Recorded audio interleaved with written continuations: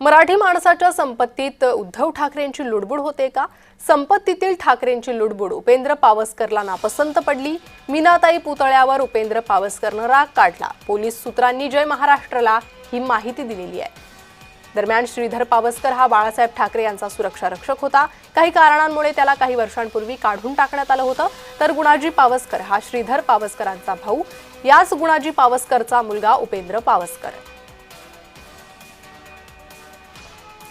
तर उद्धव ठाकरेंची संपत्तीतील लुडबुड या रागातून उपेंद्र पावसकरने पुतळ्याची विटंबना केल्याची माहिती पोलीस सूत्रांनी दिली आहे।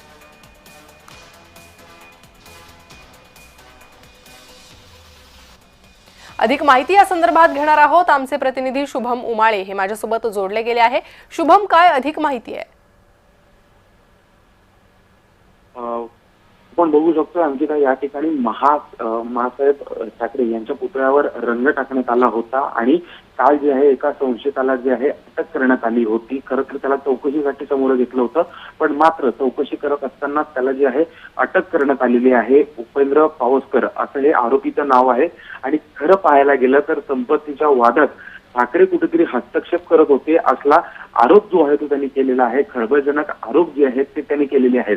कुठेतरी ठाकरे यांचा पाय या प्रकरणामध्ये फसताना जो आहे तो दिसून येतोय आणि खरं तर श्रीधर पावसकर हे बाळासाहेब ठाकरे यांचे सुरक्षा रक्षक होते। काही कारणांमुळे त्यांना काही वर्षांपूर्वी कामावरनं काढून टाकण्यात आलं होतं। खरं तर श्रीधर पावसकरचा भाऊ गुणाजी पावसकर आणि गुणाजी पावसकर हा उपेंद्र पावसकरचा मुलगा आहे, ज्यांनी हा रंग फेकलेला आहे। कुठेतरी आदित्य ठाकरे आणि उद्धव ठाकरे हे एका आर्थिक वादामध्ये जे आहेत सातत्याने लुडबुड करत होते आणि या संबंधातच सातत्याने पावसकर हे दादर पोलीस स्टेशन मध्ये जात होते तक्रार करण्यासाठी, पण त्यांची तक्रार घेण्यात येत नव्हती असं देखील त्यांनी यामध्ये सांगितलं आहे। आणि अजून अनेक खळबळजनक दावे जे आहेत ते या ठिकाणी करण्यात आलेले आहेत, पण मात्र रंग टाकण्या प्रकरणी जे आहे आता त्यांनी कबुली दिलेली आहे आणि या प्रकरणाला एक नवं वळण आलेलं आहे। अगदीच शुभम, धन्यवाद या सविस्तर